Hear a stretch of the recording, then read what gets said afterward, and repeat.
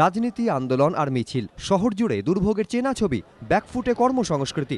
কলকাতা ফের মিছিল নগরী। একদিকে রাজ্য সরকারের বিরোধিতায় ধর্মতলায় সিপিএমের সমাবেশ, আর অন্যদিকে এফটিআই এর সমর্থনে কংগ্রেসের মিছিল। সকাল থেকেই ট্রেনে বাসে করে শহরে আসতে শুরু করেন কর্মী সমর্থকেরা। ধর্মতলামুখী ছোট বড় মিছিল, শহর জুড়ে যানজট। সপ্তাহের প্রথম কাজের দিনেই নাকাল নিত্যযাত্রীরা। সকাল থেকে শিয়ালদা স্টেশন থেকে একের পর এক মিছিল রওনা হয় ধর্মতলার দিকে। সপ্তাহের প্রথম দিনই সিপিএম এবং তার বিভিন্ন গণসংগঠনের মিছিলের জেরে যানজটের জেরবার শিয়ালদা চত্বর।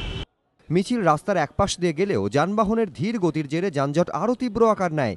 মিছিলের চাপে মৌলালি মোড়ে বারবার থমকে যায় যান চলাচল। যতই বেলা বাড়তে থাকে যানজটের জাল ছড়িয়ে পড়ে গোটা কলকাতায়। পথেই আটকে পড়েন নিত্যযাত্রীরা।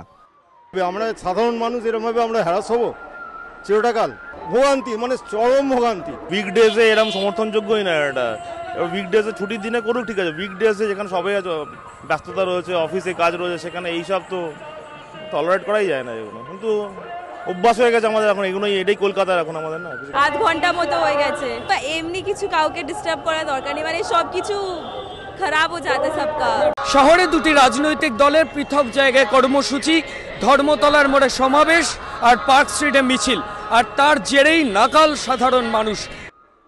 পুজোর কেনাকাটা হোক বা রোজকার টিউশন, একবার পথে বেরিয়ে ঘন্টার পর ঘন্টা ধরে নাজেহাল হতে হলো সাধারণ মানুষকে। সবার গলাতেই ধিক্কারের সুর। মিছিল করে এত হ্যারাসমেন্ট, এটার কিছু সলিউশন চাই, এরকম ভাবে তো সমাধান হয়। আমি সিএ ইন্টার স্টুডেন্ট। আমি কোনো মিটিংকেই সমর্থন করি না।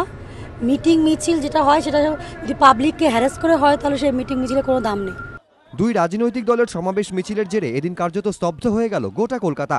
আন্দোলনের লালফিতেই নাভিশ্বাস কর্মব্যস্ত তিলোত্তমার। ধ্রুবজ্যোতি প্রামাণিক, রাজর্ষি দত্তগুপ্ত ও ময়ূখ ঠাকুর চক্রবর্তী, এবিপি আনন্দ, কলকাতা।